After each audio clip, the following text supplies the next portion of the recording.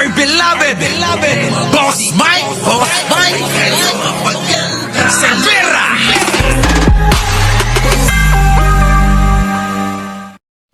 Mukhang hindi babaliwalain ng pamunuan ng Itbulaga ang mga sunod-sunod na pangiintrigang ibinabato ng actor-comedian na si Anjo Iliana laban sa kanilang programa at mga hosts nito. Sa naging panayam ng TV5 showbiz reporter na si MJ Marfori sa isa sa mga Dapper Cats na si Ryan Agoncillo, ay nausisa siya patungkol dito. Dapper Cats, one for all. Yeah. So we remain a solid union. Do you get shocked na parang, my God, where are these things coming from? Wala na, nakasama niyo before yung mga, let's say si Anjo. Diba? Parang, saan galing to?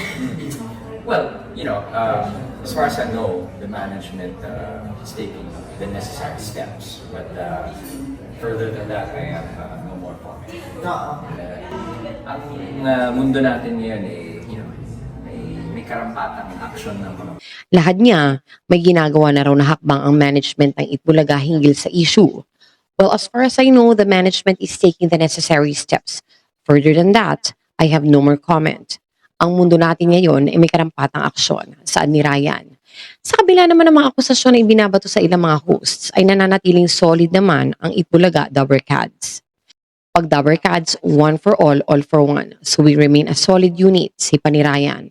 Matatanda ang ilang beses na naglabas ng mga revelasyon si Anjo na nag-umpisa sa kanya mga patutsyada kay Senate President Tito Soto na umano'y may kabit noong pang 2013. Okay, ready na kayo. Ito na po yung sasabihin ko na, as I promise, sasabihin ko na po yung unang kabit. At ang pangalan niya ay si... Bukod pa rito, may paratang din siya sa isa pang Itbulaga host na si Jose Manalo na isa raw sa mga sindikato at nang ahas sa dating niyang karelasyon na si Mergine Maranan.